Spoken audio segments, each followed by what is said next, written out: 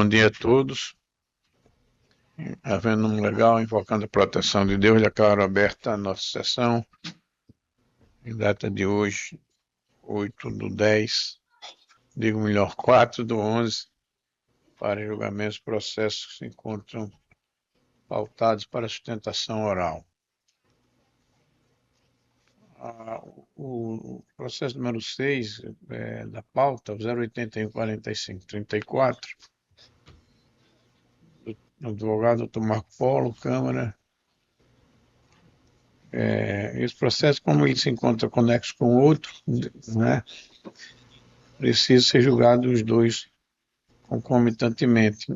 Isso já foi alertado desde a outra sessão, no entanto, o sistema ainda não deslocou o processo para a nossa pauta aí, híbrida. De maneira que já orientei aqui a equipe para proceder assim, e na próxima sessão nós julgaremos. O número 1 da pauta, 080-80-75, da minha relatoria, Dr. Nilson Nelber Siqueira, Dr. Abdo Venâncio.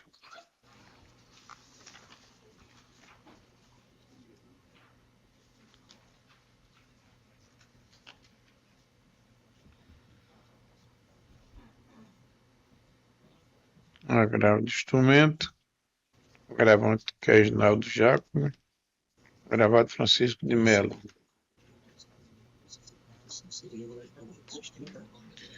Primeiro a sustentar é o agravante.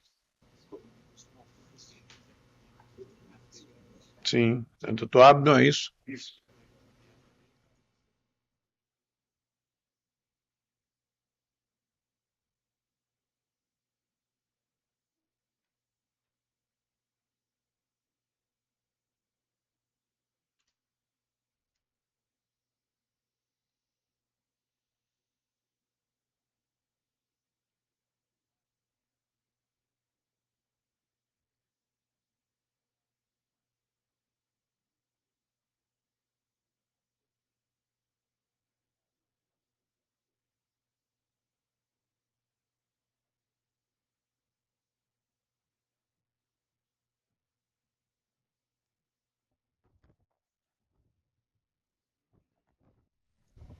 Tem a palavra por 15 minutos. Muito obrigado, Excelência. Estou meio apertado aqui, mas vai caber. Muito obrigado, meu amigo. É porque GG aí fica... Excelentíssimo desembargador, presidente, muito obrigado pela palavra. Excelentíssimo desembargador João Rebouça, doutora Érica, desembargador Almir. Eu quero... Amilcar, perdão. Eu quero dizer que esse processo que eu vou sustentar aqui é a primeira vez que eu vejo a ausência de um viveiro de camarão gerar um débito de 4 milhões de reais. E por isso que a gente trouxe esse processo para cá, porque tem duas questões de ordens a ser vistas. Trazendo o processo, é um cumprimento de sentença e uma ação de rescisão contratual. No cumprimento de sentença foi dado o valor de R$ 3.197.000 como valor executado. Acontece que, cenário do contrato que foi rescindido, contrato de arrendamento de terra, e a sentença julgou parcialmente procedente, condenando no final a perda das benfeitorias e ao pagamento de multa no décuplo do investimento, 10 vezes o investimento, certo? Acontece que o terreno completo tinha 33 hectares e o agravante apenas arrendou 2,57 hectares. Quando vem no cumprimento de sentença, o exequente faz um cálculo baseado num laudo que manifestamente fez os cálculos errados, baseado nos 33 hectares do terreno. Por isso que o valor é R$ 3 milhões de execução. Só que, na verdade, deveria ser tão somente baseado nos 2,57 hectares, que nos nossos cálculos daria uma média de R$ 66 mil, atualizado para 290. A questão de ordem que a gente traz é justamente a afronta à coisa julgada, porque a própria sentença fala que é com base na parte investida. Repito, a parte investida são só 2,57 hectares. E a execução faz cálculos sobre 33 hectares. Um excesso de execução gigantesco que traz uma onerosidade para o agravante de mais de 3 milhões de reais. Como essa é uma questão de ordem, é plenamente possível, segundo a nossa jurisprudência, o agravo do instrumento, uma vez que a afronta à coisa julgada, ela pode ser vista, inclusive, de ofício. O segundo ponto de questão de ordem, excelência, é justamente sobre essa multa contratual 100% onerosa, de 10 vezes o valor do investimento. Ora, nós tivemos um viver de camarão que deu prejuízo ao agravante. Como é que era o contrato?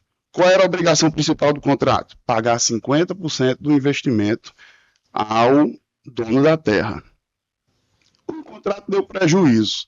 A obrigação principal não tinha mais nenhuma, já que foi dado prejuízo, não teve lucro, só que ficou uma multa de 10 vezes esse valor. Essa multa é manifestamente excessiva. Então, com base nos artigos 412 e 413 do Código Civil, que falam que o valor da combinação imposta da cláusula penal, no caso a multa, ela não pode exceder o da obrigação principal. Tendo em vista que nós não temos mais obrigação principal nesse caso, já que deu prejuízo e foi pago, inclusive, um adiantamento de 60 mil reais, ou seja, não tem obrigação principal, a multa está 10 vezes excessiva. E o artigo 413 diz que essa penalidade, se for excessiva, ela pode ser reduzida, inclusive, de ofício, a qualquer tempo. Então, por isso, nós trazemos essas duas questões de ordem, porque uma dívida que devia ser 290 mil reais, ela está orçada em mais de 3 milhões no cumprimento de sentença, afrontando a coisa julgada e afrontando o artigo 412 do Código Civil. É por isso que eu peço o provimento do agravo. Muito obrigado, Santos. Muito obrigado.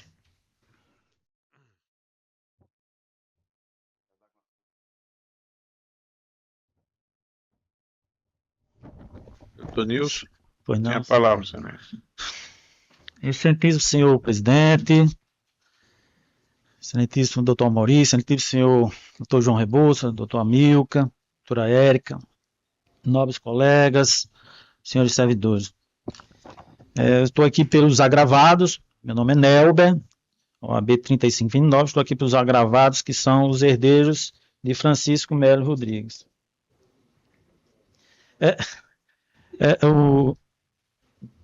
O agravante esqueceu de mencionar datas. Essa sentença que transitou em julgado foi em 2009. Esse contrato que ele está se referindo, quem elaborou foi os próprios agravantes na época. E tentaram, com todo respeito, ludibriar o seu Chico enquanto vivo. E nesse contrato havia, sim, uma cláusula penal atribuindo a penalidade de 10 vezes o valor do investimento. Bom, o objetivo desse agravo, novamente, é alterar a coisa julgada. Eles querem usar esse agravo como ação rescisória. E não é a primeira vez, não. Eles já protocolaram 3 ações rescisórias. Uma em 2011, perderam, e 2 em 2018, também perderam. Além também, doutor Amil, que em 2017 eles entraram com agravo, com essa mesma causa de pedir recursal, caiu para o relator doutor Amilca, que extinguiu por intempestividade. Então, já vão 5 ações rescisórias tentando alterar uma sentença de 2009. E essa sentença, senhores, foi liquidada em 2010, através de uma perícia judicial complementar, requerida pela então juíza,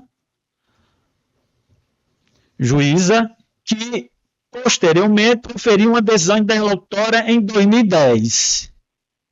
A decisão foi em 2010. Os agravantes, eles não impugnaram, à época, a perícia judicial complementar e também não impugnaram a decisão interlocutória, transitando julgado à época. E o cálculo é mais ou menos simples.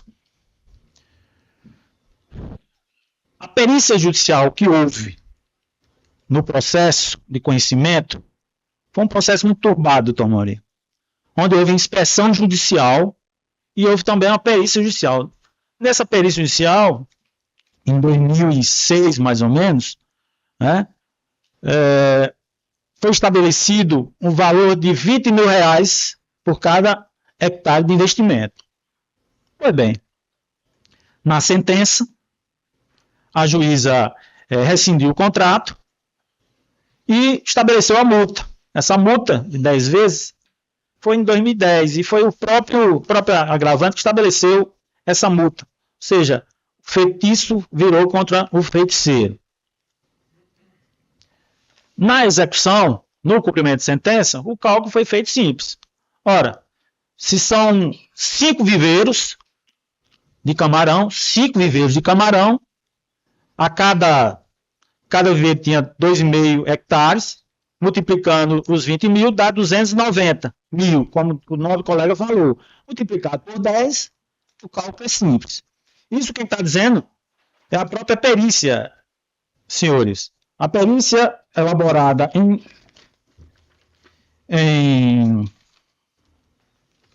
2010 estabelecia aqui, observe-se, utilizando os parâmetros acima dispostos, de fato a área faz um total de 14,5332 hectares e, portanto, respaldado e justificado o valor total investido, indicado pelo autor, ou seja, o de 290 mil.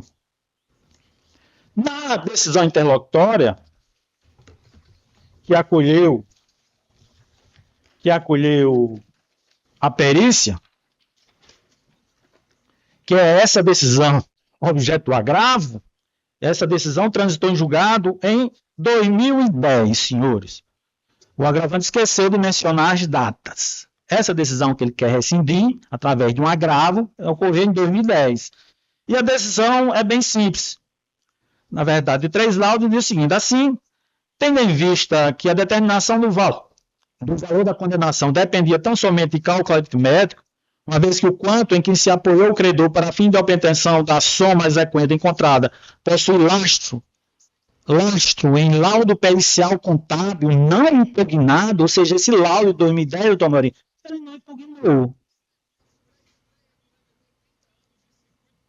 E tomou para quantificar a extensão da área investida outros documentos que constam dos autos, especificamente o auto circunstanciado da inspeção judicial, que houve inspeção judicial à época, no processo de conhecimento, especificamente o auto circunstanciado, esse instruído com fotos, levantamento topográfico da área investida, tendo as dimensões ali apontadas devidamente ratificadas pelo juiz deprecado que realizou a inspeção requerida.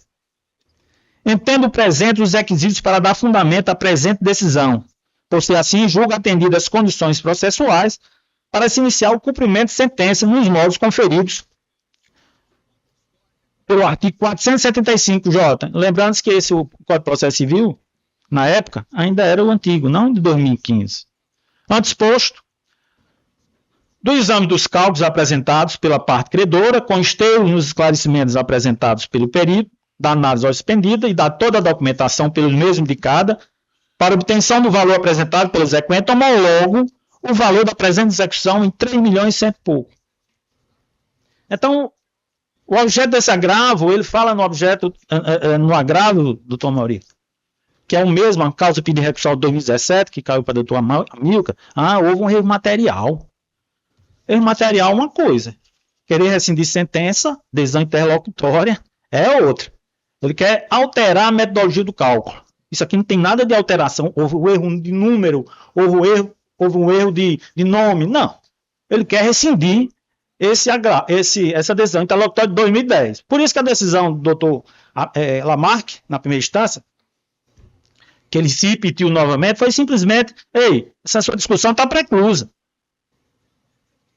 Então, assim como foram os outros agravos, as outras ações rescisórias, também não há razão de ser, inclusive, o conhecimento deste agravo. Por isso, senhores,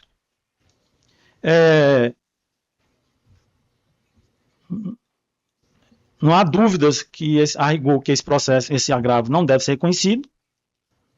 E no mérito, se for conhecido o mérito, seria negado o provimento. É assim como os agravados requerem. Muito obrigado. Muito obrigado, Dona Elber. Bom, o voto já está lançado.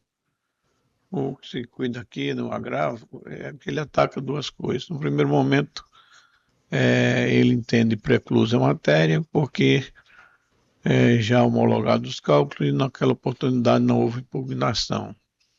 No segundo momento, se pede também, digo melhor, o agravo ele ataca a decisão que homologou o argumento de que houve erro material. Pede também que seja examinado a questão da multa fixada na decisão de origem. A parte contrária, ela suscita a questão da preclusão e bem assim a manutenção da decisão que homologou os cálculos. Eu estou afastando a preclusão e conhecendo do agravo, entendendo que realmente se trata de erro material e, portanto, não sujeita a preclusão. Trago orientação jurisprudencial sobre o tema e, quanto ao mérito propriamente dito, o que ocorreu, e eu trago isso no voto, é que, de fato, há erro, sim, na elaboração dos cálculos. Na verdade, a perícia levada a efeito, ela traz dois valores. Uma em que ela aponta ou quantifica o valor com base na área total e outra com base na área efetivamente ocupada. E aponta dois valores distintos. E a juíza, ao homologar, homologou com base no outro valor que não consta no laudo. Eu estou aqui a dizer que há erro, sim, na elaboração, na fixação desse quanto, e que os autos devem, por isso anula a decisão nessa parte, por isso que os autos devem voltar à origem para que seja esses valores sejam realmente alcançados com base no que é decidido na sentença e no laudo pericial, ou seja, com base na área efetivamente ocupada. E quanto à questão da multa, eu não estou conhecendo, porque eu afasto, porque aí sim é matéria já transitada em julgado, matéria de mérito, a multa estipulada em contrato e que não pode ser objeto de discussão agora ou de revisão agora no agravo de instrumento. Portanto, digo eu, na ementa Direito Administrativo e Processual Civil, agravo de instrumento, agravo aqui.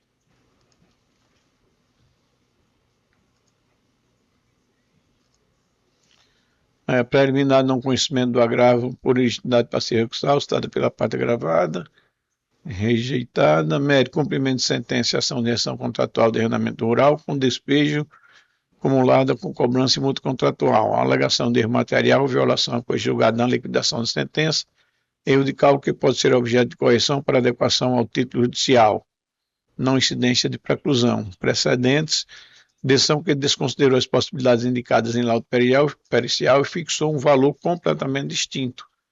Reforma da decisão para reconhecer o erro material e anular a decisão que homologou os cálculos de liquidação. Pedido de redução equitativa da cláusula penal e impossibilidade de rediscutir matéria já decidida na fase de conhecimento sob pena de ofensa à coisa julgada. Recurso conhecido e parcialmente provido. Portanto, como estou votando, não há divergência, proclamo. Pois não.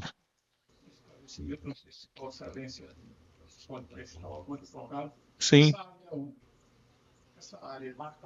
Macau.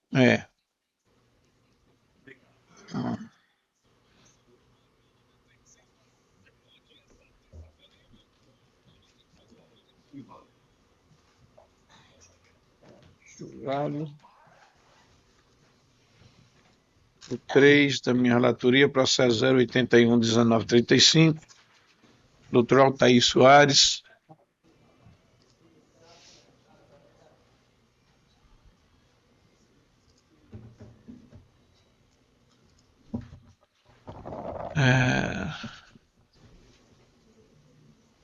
Fala pela gravante. Isso. Tem a palavra, doutor. Obrigado, Excelência. Bom dia a todos. Desembargador Amauri, desembargador João, doutora Érica, desembargador Amilca, representante do Ministério Público, colegas advogados, servidores do tribunal. Nós estamos tratando aqui, doutor João, sobre um processo de improbidade administrativa que foi recebido pelo juiz de origem. Esse é o motivo do nosso agravo de instrumento, em que se questiona a possível existência de improbidade, doutor Amilca, em decorrência da prática, da suposta prática de nepotismo. Nós acreditamos, e essa é a razão desse agravo, que se trata de uma situação de manifesta inexistência de ato de improbidade, como prevê lá o parágrafo 6º-B do artigo 17, sendo motivo, portanto, do não conhecimento.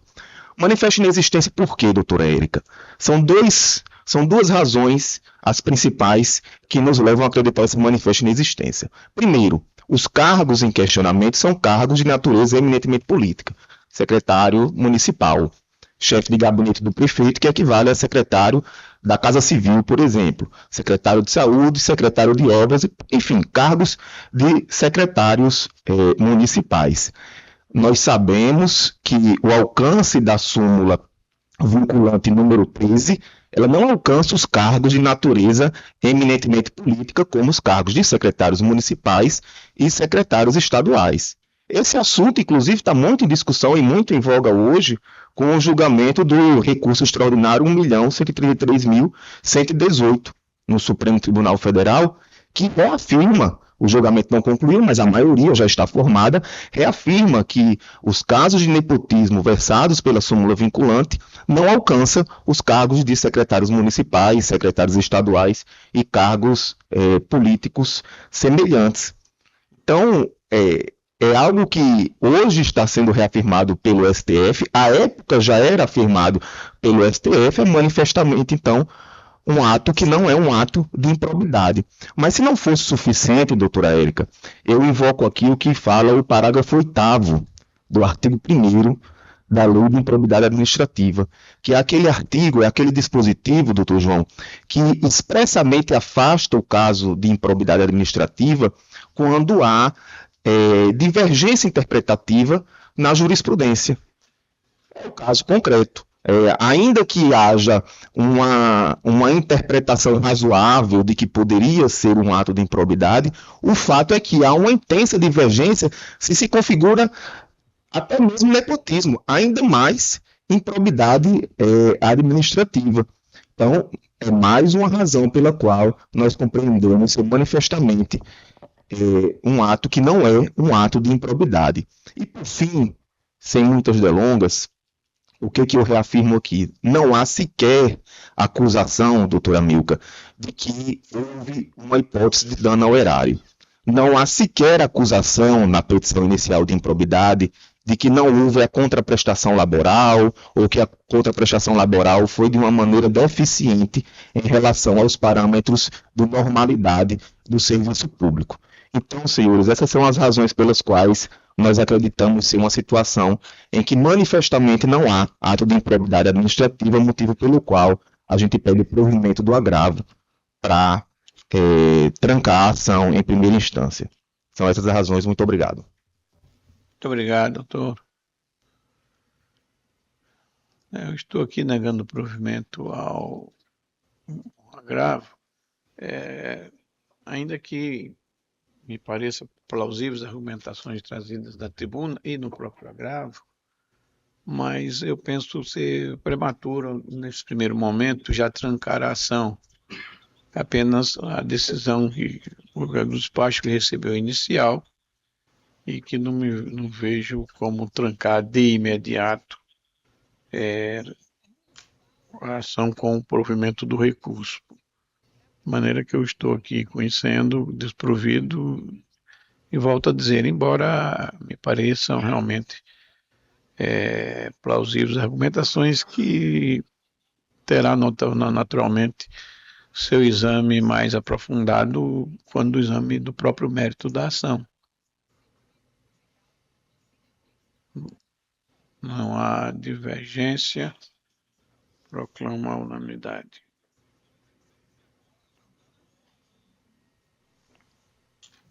O 12 da minha relatoria, processo 081-3949.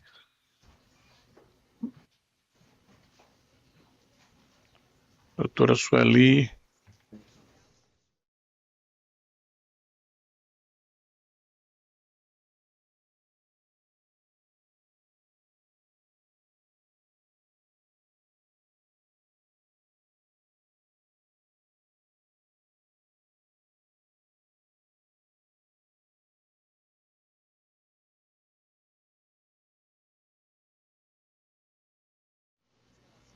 Bom dia a todos. Bom dia ao desembargador presidente, relator, aos demais desembargadores, né? A todos que estão aqui no plenário, certo? Estamos aqui para falar do processo 081-3949, dígito 29, 2021, 820, 5001. Bem, este processo, tá, ele trata-se de uma ação de arbitramento de honorários advocatícios. Ele se baseia num processo em que transitou em julgado. Este processo, tá, ele é o 001-1618, dígito 92 de 2029. Desculpa. Eu já estou em 2029, excelência. Em 2009, certo? O que nos surpreende inicialmente, eu queria só fazer uma observação. No PJE está invertida as partes, tá? A apelante é o Edeníria. E os apelados, tá? Kleber Martins de Araújo e Eduardo Gugel Cunha. Mas aí consta o contrário, como se o Edeníria fosse a apelada. Só essa correção, certo? Bem, retomando o raciocínio. Este processo de 2009, ele transitou em julgado. E o que nos chama a atenção é que a peça que supostamente, tá, dá suporte ao pleito desta demanda, sequer foi anexada nos autos. Este processo transitou em julgado, tá, e os honorários advocatícios em que foi condenado, tá, não se trata de uma verba honorária contratual, como afirma a inicial, tá? Primeiro momento, nós observamos que a sentença analisou que não há a prescrição. Mas vejamos, se, ao nosso ver, quando entra com uma ação equivocada, tá, não se suspende o prazo prescricional. Esta ação de 2009 também é uma ação de arbitramento de honorários. Então, se transitou em julgado em 2021, era para ter entrado com ação de execução dentro da própria demanda, mas não, entrou com um novo arbitramento de honorários. E aí, vejamos, o processo de 2009 figura como parte quem? Manuel Martins, e do outro lado, a parte contrária, é Kleber Martins de Araújo e Eduardo Gugel Cunha. Sequer a parte apelante figura nesta demanda. Em momento posterior, ela é inserida nesta demanda, mas ela vai figurar no polo passivo e não no polo ativo.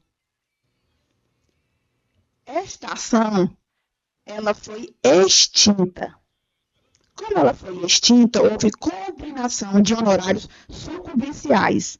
Em momento nenhum, há condenação de honorários contratuais referente à trabalhista. Neste processo de 2009, que há condenação de honorários, tá, sucumbenciais, quem é a parte devedora? A parte devedora é o senhor Manuel Martins. Não identificamos, não encontramos nenhum documento nos autos que comprove que a parte apelante é devedora. No entanto, eu queria voltar aqui para a parte da prescrição, tá? Ao nosso ver, como eu já disse, entrando com ação equivocada, não suspende o prazo prescricional. E dando continuidade, tá, ao que eu expliquei anteriormente, vejamos, tá? Houve condenação para pagamento dos honorários com relação ao senhor Manuel Martins, tá? E não com relação à senhora Ueliníria. Sendo assim, a prescrição, ela existe. Porque esta ação de 2009, a parte sequer foi parte, a parte sequer foi condenada.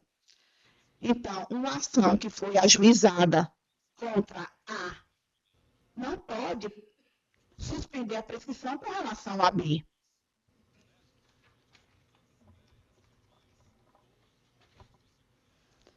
Ao primeiro momento, nós temos que observar bem, tá, o processo de 2009, porque o processo de 2009, tanto ele extingue a ação, tá, como no corpo, ele deixa bem claro que aquela ação, que aquela petição, o pleito com relação aos honorários, tá, contratuais trabalhistas, ele tem que ser em ação própria, como também que deve ser analisado o trabalho, tá, feito por cada advogado. E a gente, mais uma vez, observa que esse julgado não foi anexado nos autos pela parte autora.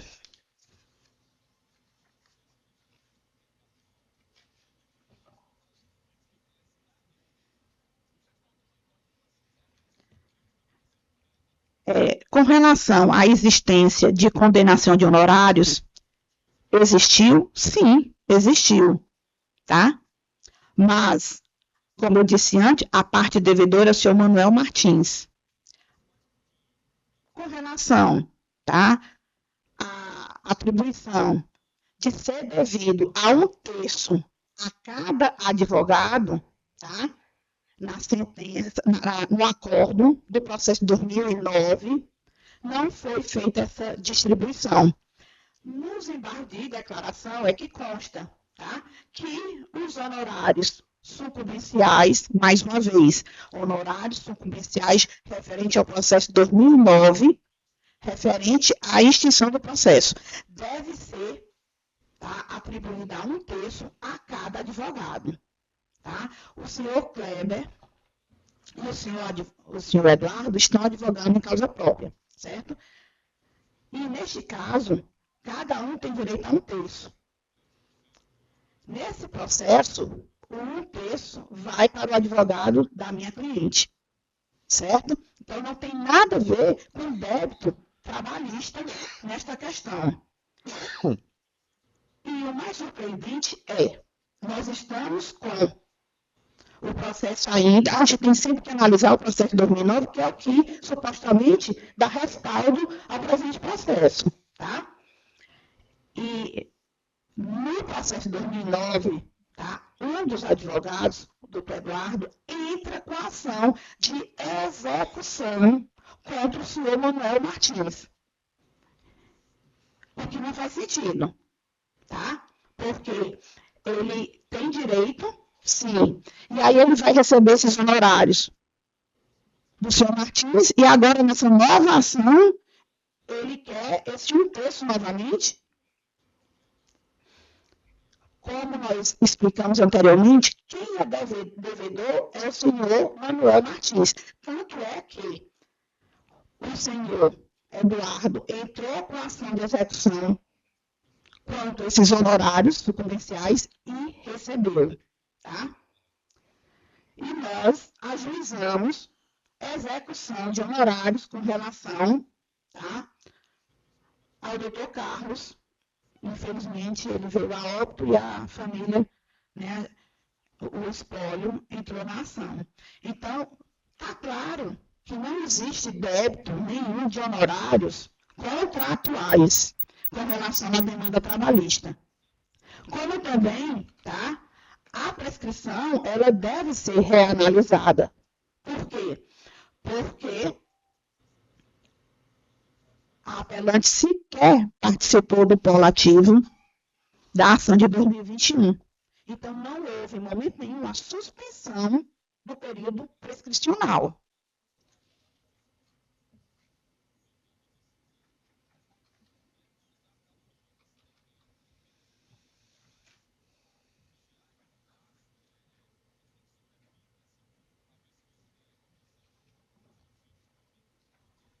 Acreditamos que houve realmente, tá?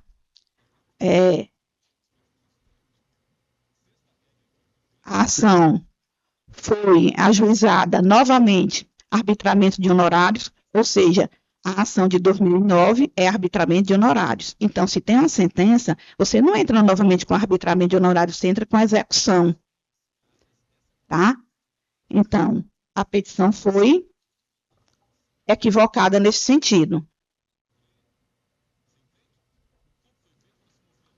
Mais uma vez, não tem nenhum título que categoricamente determine que a parte apelante pegue os honorários contratuais que recebeu da trabalhista, até porque, só para ficar um esclarecimento, porque consta no acordo do processo 2009, tá? A trabalhista, somente a doutora Eudeníria figurou como advogada da causa, tá? Os outros dois advogados, na época, eram estagiários. Após o trânsito em julgado, tá? Eles se formaram. E aí, anexaram uma nova procuração por parte do reclamante, que é o Manuel Martins. Então, se existe débito de honorários contratuais, esse débito é com relação ao Manuel Martins, e não a apelante, doutora Eudeníria.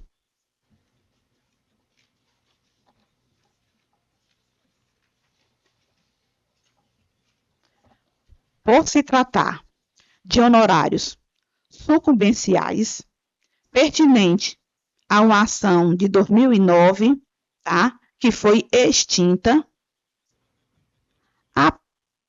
a parte apelante, a doutora Eudeníria, ela sequer pode participar da presente demanda e também não pode figurar no polo passivo. Por quê?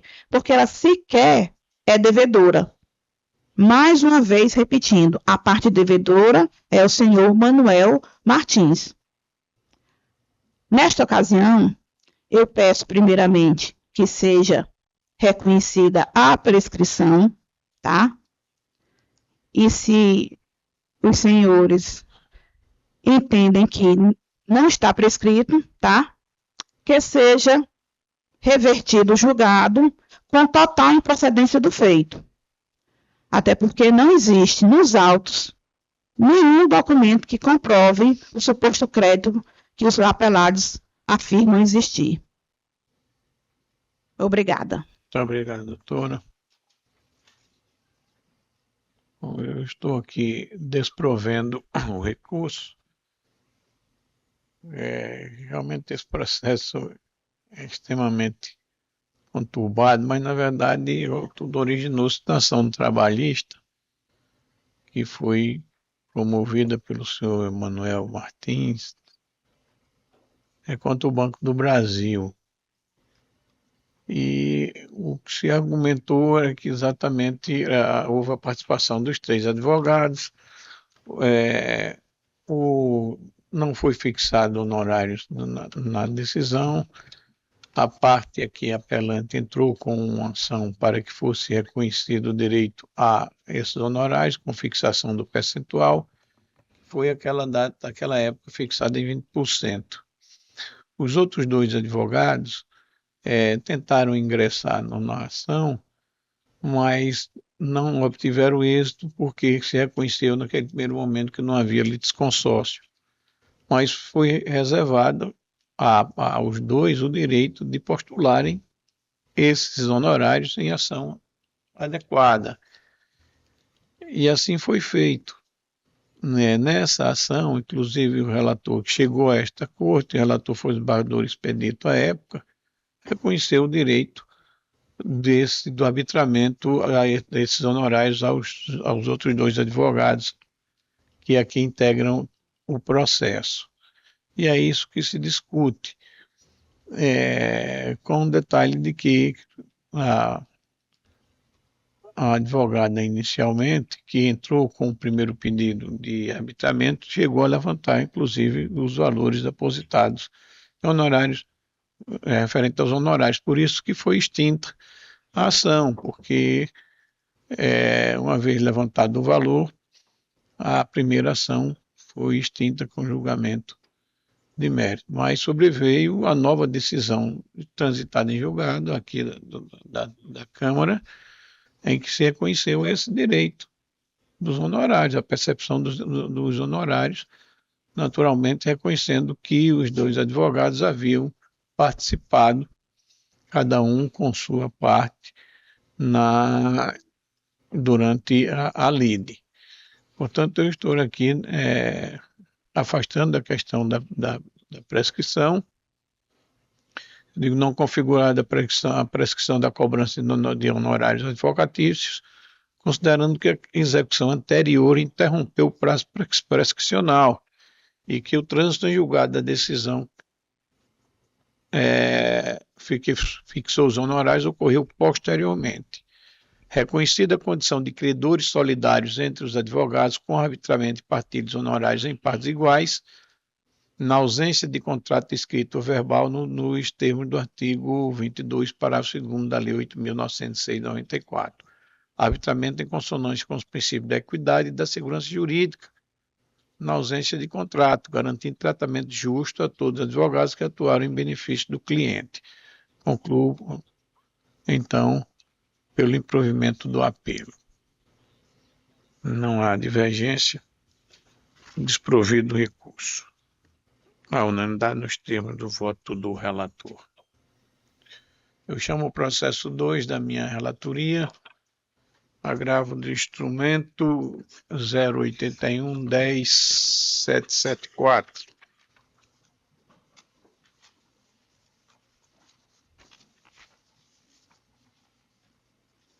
Doutor Oliver, fala pela parte agravante, é isso? Exato, Excelência. Ok. Eu estou encaminhando o voto aqui pelo provimento do agravo.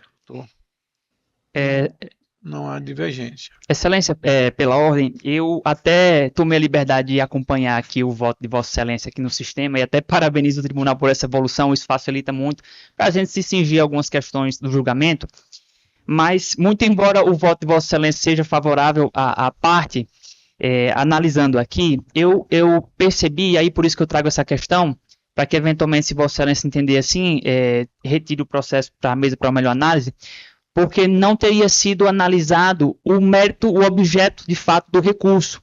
Houve ali, realmente, existia um agravo de instrumento anterior, e aí talvez tenha havido essa confusão entre os dois recursos.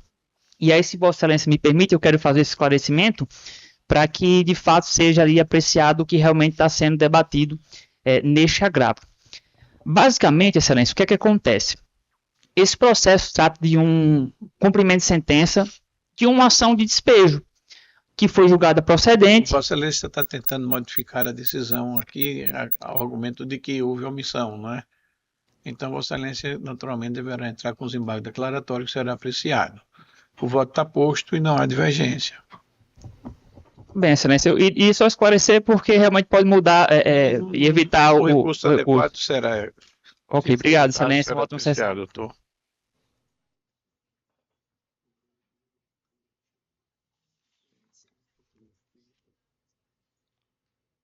Vou chamar...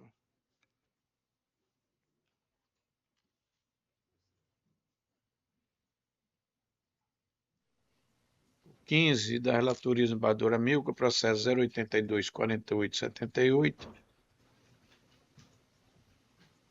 Doutor Sérgio Roberto. É o 15. Apelação 082-4878.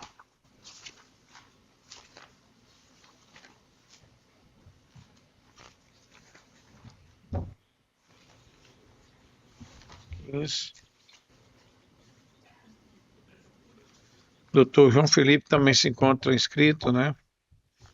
Está presente, doutor João Felipe? Ausente. Então, doutor Sérgio tem a palavra por 15 minutos regimentais. Bom dia a todos os julgadores, bom dia, excelências desembargadores, doutora Érica, membro do Ministério Público, demais servidores e colegas advogados que estão aqui neste tribunal. Eu sou advogado da parte apelante, que é a senhora Natália Bianchi, e trata-se de uma ação de obrigação de fazer acumulada com danos, na qual a senhora Natália, como apelante, ajuiza essa obrigação de fazer contra os apelados, né, senhora Edna e senhor Albérico, porque os dois eram titulares, eles eram proprietários de um imóvel e venderam esse imóvel a um terceiro. Fizeram um contrato de compra e venda, na qual, nesse contrato de compra e venda, existiam tanto obrigações com o terceiro, que era a senhora Kaline, como existiam obrigações entre a apelante e o apelado. Uma dessas obrigações era que quando o terceiro, a senhora Kaline, depositasse o valor da compra, seria depositado numa conta conjunta solidária, onde eles só poderiam sacar o valor que fosse em conjunto, se os dois estivessem presentes na instituição financeira, né? E o senhor Albério, que é a senhora Edna, por simples má-fé, não iam até a Caixa Econômica para sacar esse valor. Então, o valor da senhora Natália, que era de 199 mil, referente a essa compra, ficou aprisionado até ela precisar ajuizar a presente demanda, requerendo liminarmente que o juiz ordenasse os apelados a se dirigirem até a Caixa Econômica junto com ela para que ela pudesse sacar o valor, né? E, mesmo com a liminar, os apelados ficaram se esquivando da intimação, da citação, e, apesar do negócio ter sido feito em janeiro de 2021, somente em maio de 2021 é que a senhora Natália, a apelante, conseguiu sacar o valor que a ela pertencia, né? Baseado nisso, baseado nessa falta de compromisso dos apelados em cumprir as determinações contratuais, qual seja, se dirigir à Caixa Econômica para que ela pudesse sacar o valor dela, é que ela ajuizou essa demanda da obrigação de fazer, bem como pedindo para que fosse aplicada a multa contratual, na qual se dizia que qualquer parte daquele contrato que ofendesse, que causasse alguma inexecução contratual, pagaria a multa proporcional, né? A multa. E, em sede de primeira instância, o juiz deferiu a liminar para que o apelado fosse até a Caixa Econômica, isso aconteceu, foi feita a instrução, porém, em sede de sentença, o juízo de primeira instância julgou procedente o pedido da obrigação de fazer, mas julgou improcedente o pedido de condenação dos apelados na multa contratual, arguindo de que, como eles eram intervenientes, eles não eram partes do contrato e essa multa não seria aplicada aos apelados, né? E aí é nisso que o objeto do apelo, porque apesar de no contrato, né, no instrumento contratual, estar lá o nome de interveniente, os apelados eram verdadeiramente proprietários e estavam sim cientes da multa contratual e ratificaram e concordaram com todas as cláusulas contratuais. Então, no instrumento contratual que existia entre a apelante, o apelado e o terceiro, a senhora Kaline, existiam obrigações de contratos de compra e venda, normal, como todo cidadão faz, entre a apelante, o apelado e a senhora Kaline, e existiam obrigações contratuais entre a apelante e o apelado. Por isso que o apelado não pode se dizer mero interveniente, até porque ele mesmo confessa, e o próprio contrato diz que ele também era proprietário do imóvel. E dentro dessa temática, excelências, nós temos que analisar a natureza jurídica. Tanto faz ter no contrato, no instrumento contratual, o nome interveniente. O que importa é a natureza jurídica. E o que é a natureza jurídica? O que é aquilo para o direito? O que era o senhor Ademar e a senhora Edna para o direito? Eles eram partes do contrato, né? Como já dizia Shakespeare, rosa, se dermos outro nome, vai exalar o cheiro do mesmo jeito. Vaca, se dermos outro nome, vai dar leite do mesmo jeito. Então é a mesma coisa da situação aqui. Tanto faz ele colocar como interveniente ou colocar outro nome. Ele fazia parte, ele era uma parte do contrato, né? Mesmo assim, o juízo de primeira instância entendeu que, por ele ser interveniente, a cláusula contratual da multa não seria aplicada a ele. O que era uma contradição, porque o mesmo contrato serviu para o juiz julgar procedente a demanda e obrigar os apelados irem até a Caixa Econômica para, juntos com a apelante, ela poder sacar o dinheiro dela, e o mesmo contrato não serviu para aplicar a multa dessa inexecução, dessa quebra contratual que o próprio apelado causou, né? Em relação aos danos que a parte sofreu, seria até mesmo em re ipsa, porque se a própria parte o apelado passou 4 meses para cumprir sua obrigação contratual e a apelante durante 4 meses ficou sem poder sacar o seu dinheiro junto à instituição financeira, somente aí já se tem que houve uma perda do valor, uma perda da atualização do dinheiro, né, que estava lá depositado. Em relação aos honorários de sucumbência, existiam 3 pedidos na demanda originária, que era a obrigação de fazer, a aplicação da multa e o pedido de danos, né?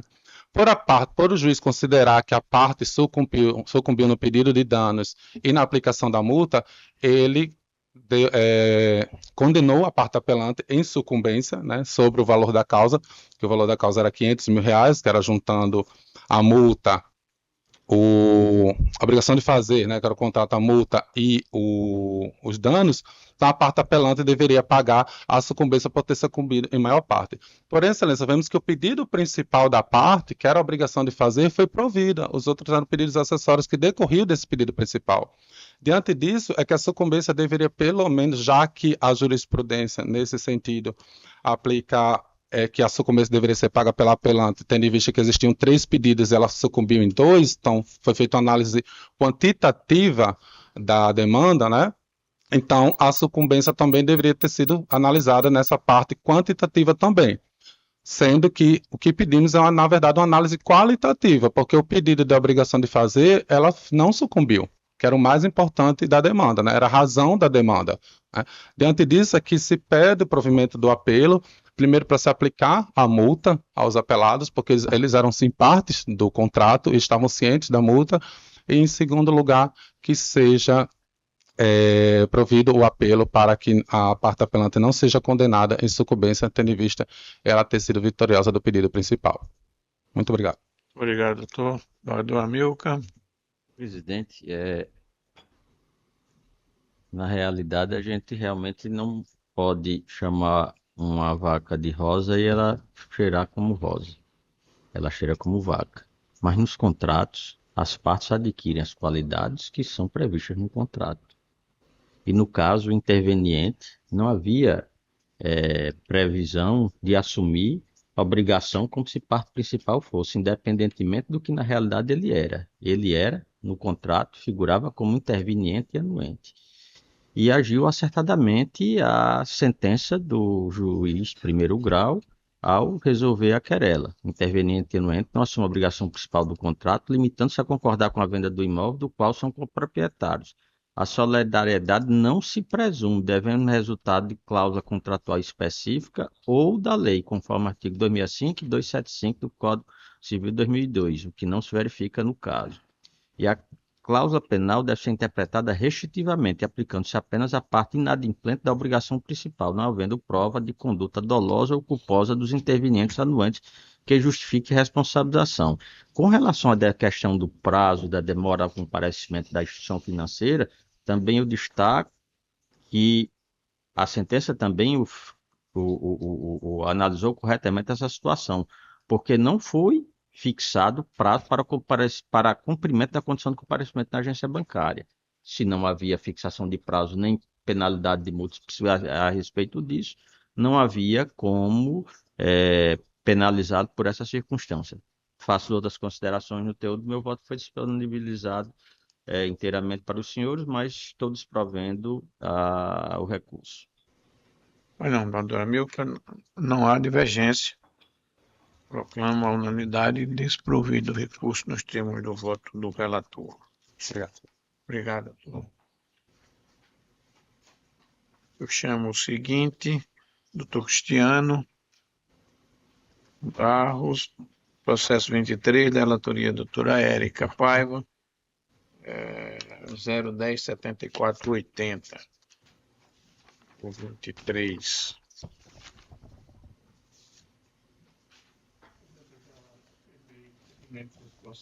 Pois não.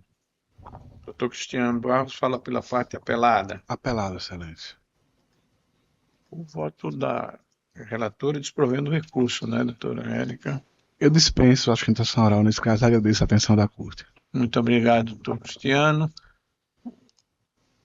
Registrado o impedimento do barrador. João Rebouças, proclamação unânime.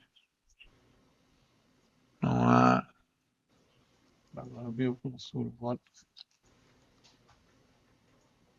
Acho que tá aí, desembargador. Deixa eu atualizar.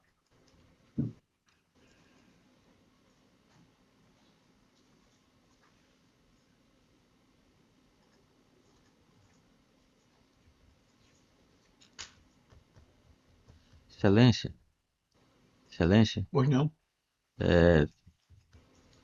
porque nesse processo aqui é o 23, não é isso? 23. Eu estava verificando aqui das partes. Eu tenho suspeição já que já funcionei. Já tinha averbado suspeição em um processo anterior envolvendo uma das partes do processo. Sim. Como nos processos originais da doutora Érica eu não funciono. Então, na realidade, eu sou suspeito. Então, ficará para processação do Cristiano. Já a consignação de um voto, será convocado, então, colega para compor o quórum.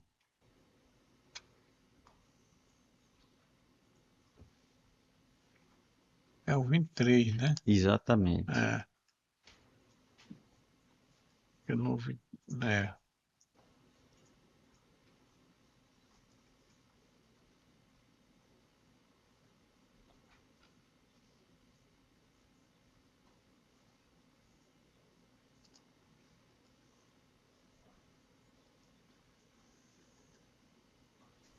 Eu estava olhando aqui o seguinte, mas é o 23. Já lancei o voto e havia lançado meu voto.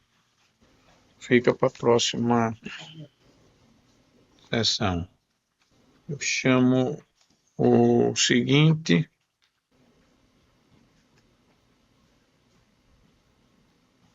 Na minha relatoria, o processo 7, processo 081-47-48, doutor Sebastião Leite.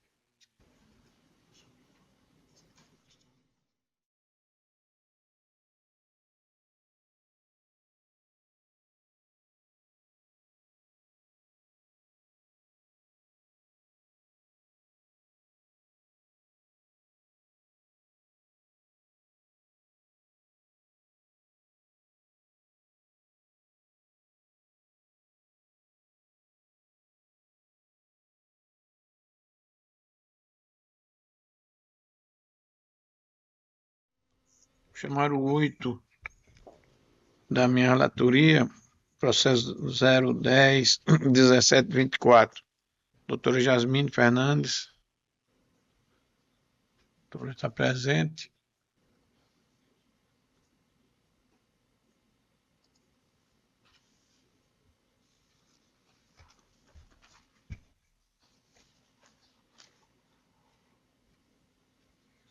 Aqui a duplo apelo.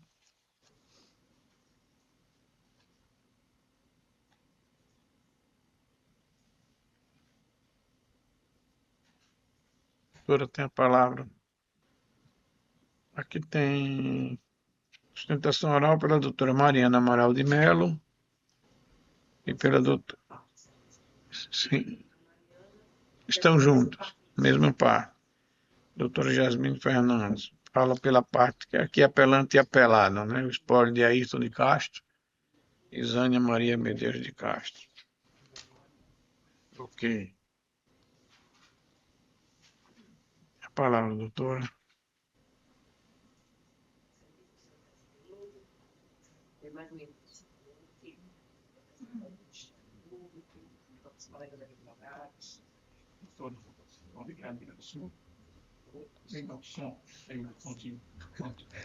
Pronto, ok. Bom, Excelências, minha sustentação vai ser bem breve, porque estou cometida com uma gripe bem forte. Mas, basicamente, as nossas razões recursais traz 2 pontos, né, em relação à questão da omissão do juízo singular em relação à análise dos pedidos de danos materiais e morais que foram feitos, que não foram apreciados mesmo após a posição de embargos de declaração. E nós sustentamos esses pedidos indenizatórios em sede de reconvenção, basicamente por 2 motivos.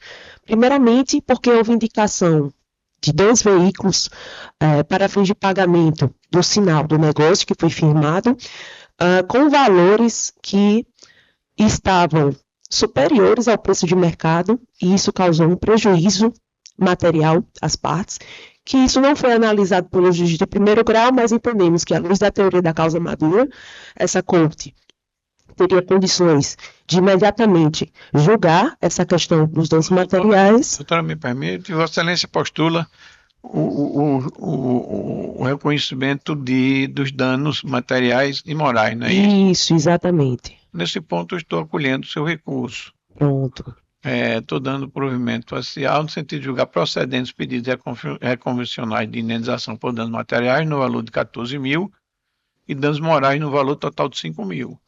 Não sei se... Ok, Excelência. Agora, com relação ao outro recurso, porque tem recurso da parte agora no outro adversa. recurso, Vossa Excelência pode continuar. Pela parte de Yara, né, Martins, eu estou negando provimento. Negando provimento. Então, atende às nossas solicitações, Se Excelência. atende. Dispenso, então, o restante da minha sustentação. Nós que agradecemos, doutora, fica proclamado o 8, né? E bom dia a todos. 8, unânime. Só para a próxima vez, tem a possibilidade da senhora sustentar via remota. Para essas situações. Tudo bem, porque eu tinha feito o pedido presencial e... Não tem a mesma situação, se aplica a mesma situação. Pedido presencial é para o remoto também, não existe nenhuma mudança, não. Tá bem, obrigada. Muito obrigado, doutora. O seguinte, o sede da minha relatoria, doutor Sebastião Leite, processo 081 47 48.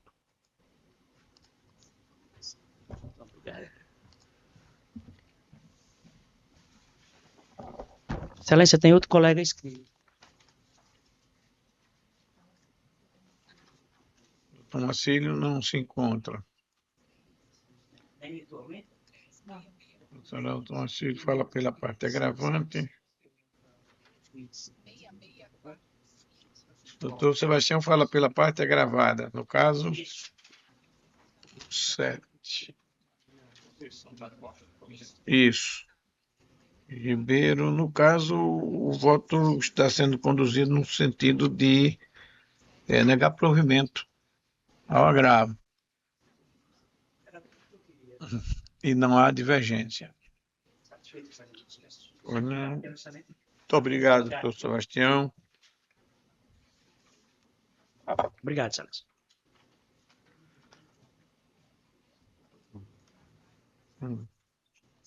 Não vai.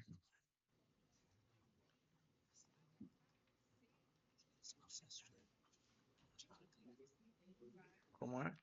Ela vai sustentar?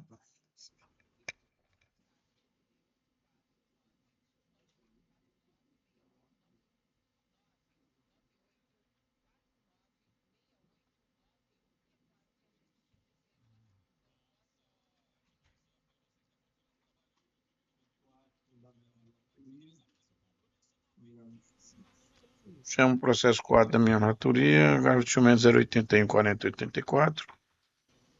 Agravante Apivida, agravado Alismano, doutor Bruno Henrique. Ele disse que não, já informou que não vai, dispensou a sustentação. O voto aqui é negando provimento ao agravo.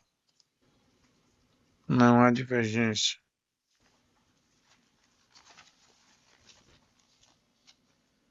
O 5, agravo de instrumento 081 43 59.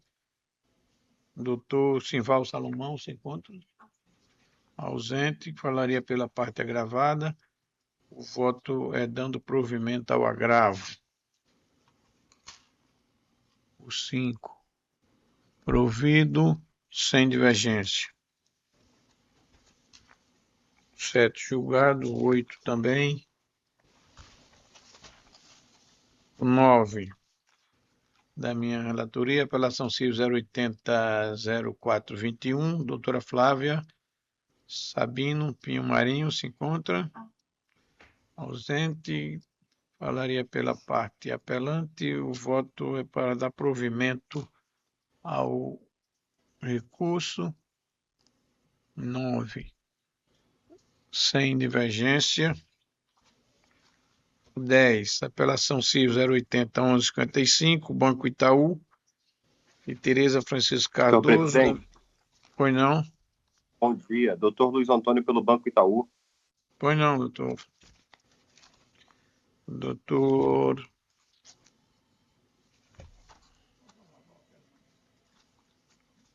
Esse é o 10. Eu estou pelo número 10 e o número 24, senhor presidente. A matéria é basicamente a mesma, contratos Certo. consignados.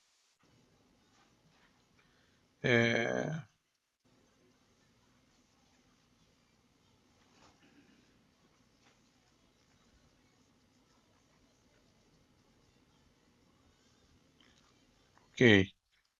No caso aqui, há provimento parcial. A matéria de fundo é a discussão sobre a assinatura, né, de fraude praticada por terceiro. Tem a palavra, doutor, por 15 minutos, porque na verdade aqui é só o dano que eu estou reduzindo. Senhor presidente, aproveitando a oportunidade, se for possível, até para adiantar o número 24 e adiantar a pauta também, porque praticamente a matéria versa sobre o mesmo fato, a mesma situação do número 24. A 24. Questão sobre o número 24 também, senhor presidente, relatoria do desembargador Ibanez. Só questão sobre empréstimos consignados que as partes alegam desconhecer, fato esse que o banco insiste quanto na contratação, até porque houve descontos e também, inclusive, o proveito econômico foi depositado na conta da própria parte autora, ora apelados no presente processo. Por essa razão, o banco entende que a sentença julgando procedente foi injusta e pede aqui a revisão para que seja julgado tornado improcedente. Mas, basicamente, senhor presidente, nesse sentido que a gente sustenta, e agradecendo já pelo adiantamento do voto do número 10 e o número 24, e, se possível, também conseguir na nossa presença. Pois não, muito obrigado, doutor.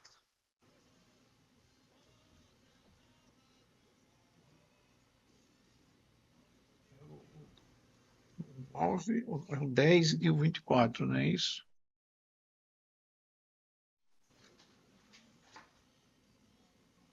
No 24, a doutora Érica está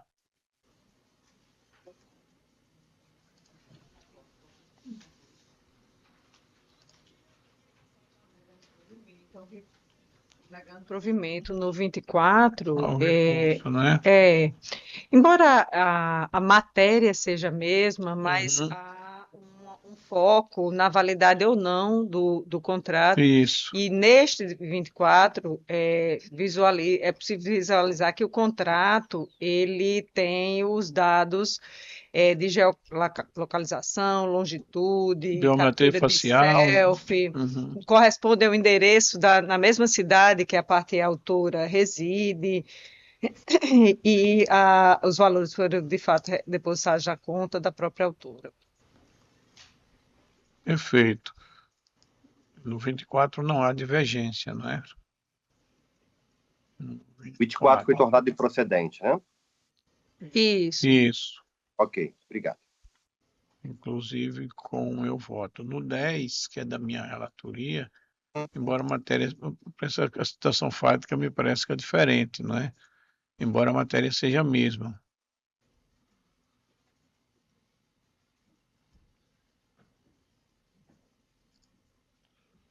É,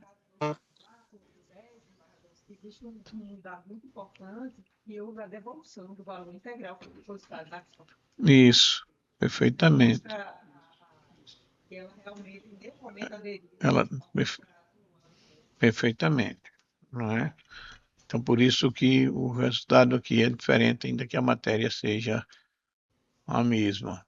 A situação fática diverge um pouco. E no caso aqui eu estou reduzindo o dano moral. Isso que a gente vê que essa situação que esses bancos estão utilizando de georreferenciamento de coisa também tem possibilidade grande de fraude. Agora, nesse desembarque do Amauri, foi assinado mesmo, houve perícia grafotécnica que demonstrou inautenticidade. No meu caso, era digital, no do senhor Isso. era assinado. Com reconhecimento facial, né? Eu estou reduzindo o dano moral para R$3.000. Proclamado, então, ambos a unanimidade de votos. Agradeço, muito obrigado. Bom dia a todos. Com licença. Muito obrigado, doutor. Bom dia. Estava no 10, né? O 11 julgado, 12.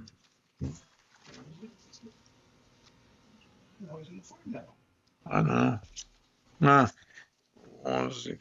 Isso aqui iniciou-se o julgamento, mas não mesa. É da minha relatoria. Porque aqui o assunto é interessante, que trata de litigância predatória.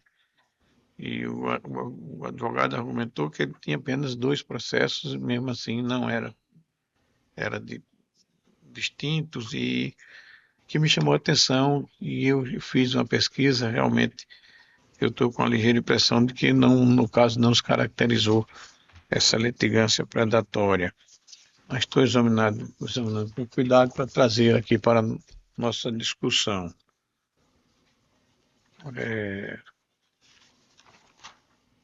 12, julgado, 13,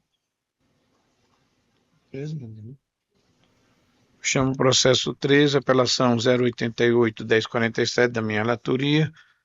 Dr. Luiz Henrique Silva Medeiros fala pelo apelante. Ausente. O voto negando o provimento. Vamos ver aqui a proclamação. Votação unânime.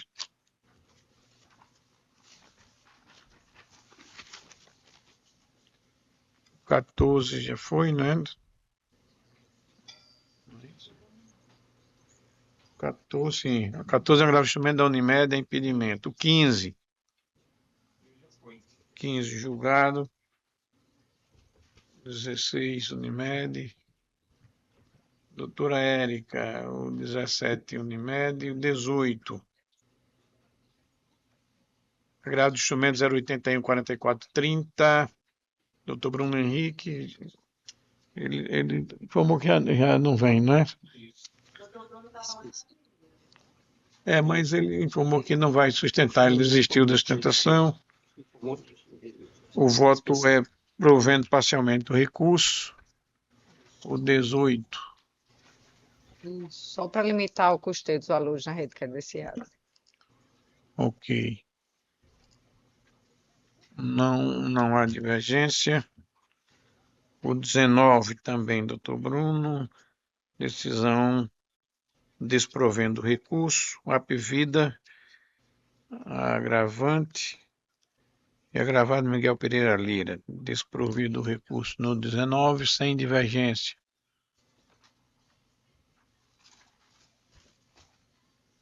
O 23 é o de... Isso, doutor Cristiano.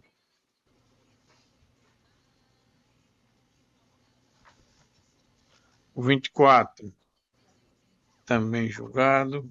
25, doutora Érica, relatora, apelação civil 080-3246.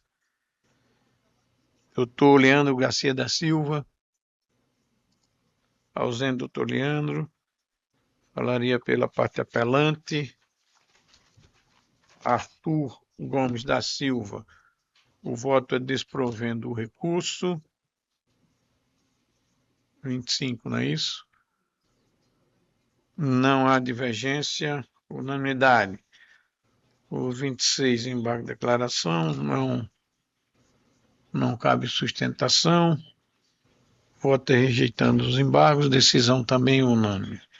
O 27, relatoria doutora Érica, apelação CIV 082-94-21. Doutor Bruno Henrique, advogado. O voto é dando parcial provimento ao recurso. 27, não é isso? E só para fixar os honorários em 10% do valor da causa.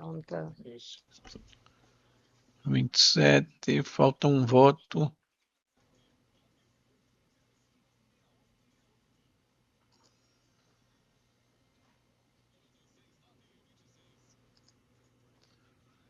Plano de saúde, matéria já debatida, né? Recurso parcialmente provido.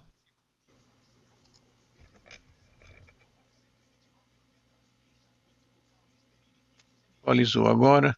Decisão unânime. 28 de pedido. Unimed.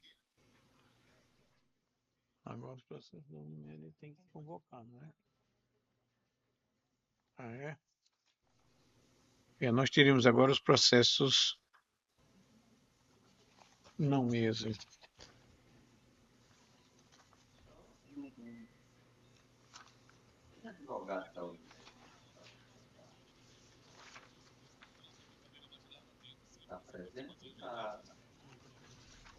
Doutora Fernanda.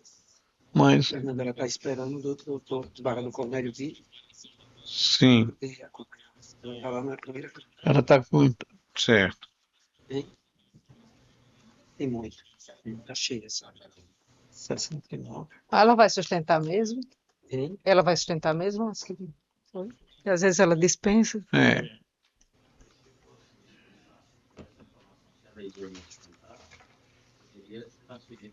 O virtual, né? Seguinte, eu vou conversar novamente com ela.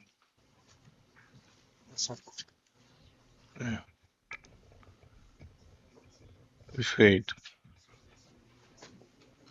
Vamos ver se o desembargador Cornélio pode vir, que foi convocado, né? E se a doutora Fernanda vai sustentar.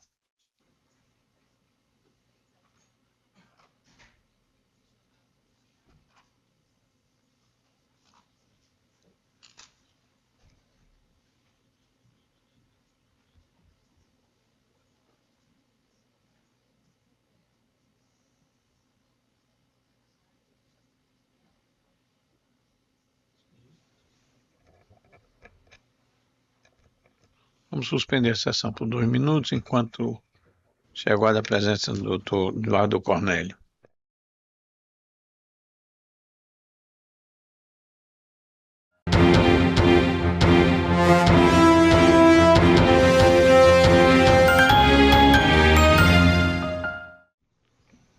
Reabro a sessão para julgamento dos processos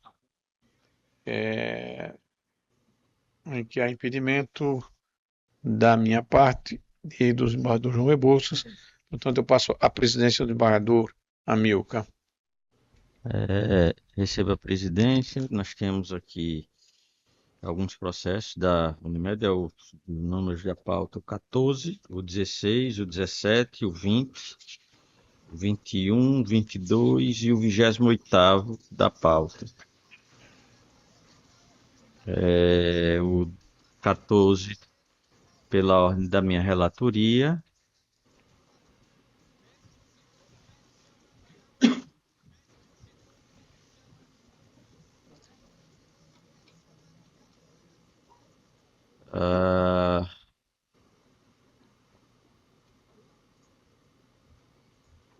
Pedido de sustentação oral feito pela doutora Fernanda. Nesse processo. Chegar do instrumento.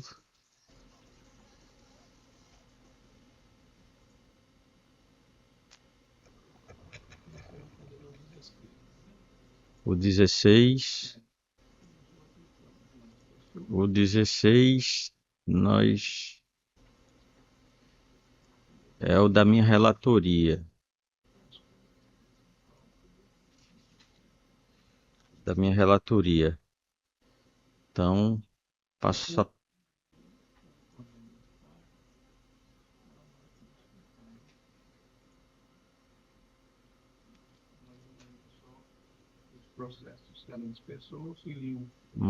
Era isso. Foi isso que eu entendi. Então, por isso estava chamando o 14, que era o primeiro da pauta, da minha relatoria. Então, passa a palavra à doutora Fernanda. 14º.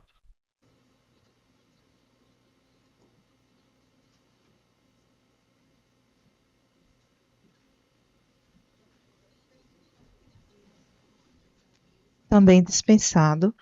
E aí eu mantenho meu pedido de sustentação apenas para o número de ordem 16. 16. Este 16 nós estamos aguardando a presença do desembargador Cornélio. O 17, só para ordenar, o 17 foi retirado de pauta. 17 retirado de pauta. Temos o 20º, que é o da doutora Érica, relatoria da doutora Érica, que é o 20º.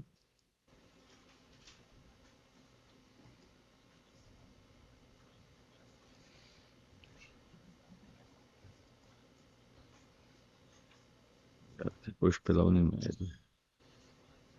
Se há interesse de sustentação nesse 20º.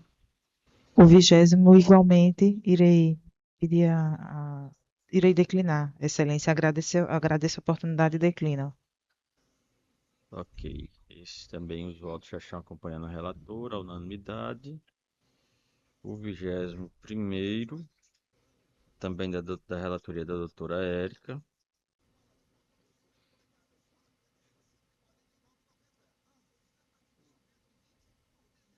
E indago da doutora Fernanda o interesse em tentar nesse processo. O 21º, igualmente agradeço a oportunidade e declino. Ok, então, a unanimidade no termo do voto do relator, mesma forma. O 22º também da relatoria da doutora Érica. Indago se há algum interesse no caso da...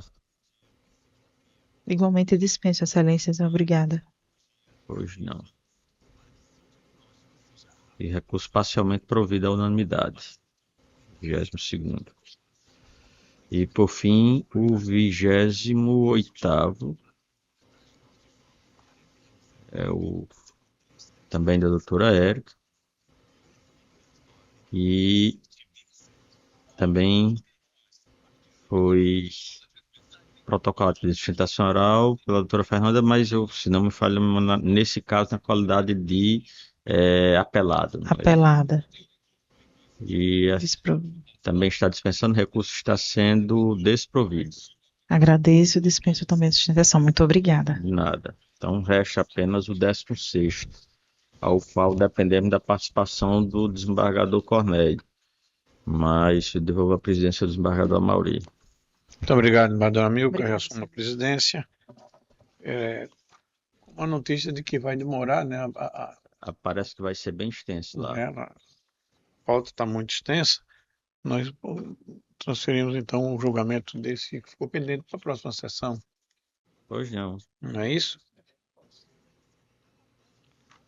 Ok. Então, o processo pendente fica lá para a próxima sessão, face da ausência justificada do desembargador convocado. Não havendo mais processos na nossa ordem jurisdicional, declaro encerrada a nossa sessão e reabro na ordem administrativa. A presidência A expediente. A presidência propõe moções de congratulações às senhoras Nízia da Câmara Correio Marinho, esposa do embaixador Aécio Marinho, Regina Alvarenga Medeiros Santos, esposa do embaixador Cláudio Santos, Renata Morgana Miranda Braz Mota, esposa do embaixador Lermando, e Isaura Bezerra Cruz, esposa do embaixador Oswaldo Cruz, pelo transcurso de seus natalícios corridos nos dias 1º, 17, 23 e 29 do presente mês. Todos de acordo? De acordo, Excelência. 4, 5. Da presidência somente. Desembargador João Rebouça, alguma proposição? Desembargadora Milka. Sem proposição, Excelência. Doutora Érica. Sem proposição. Não havendo mais nada a tratar, agradecendo a presença de todos, declaro encerrada a nossa sessão.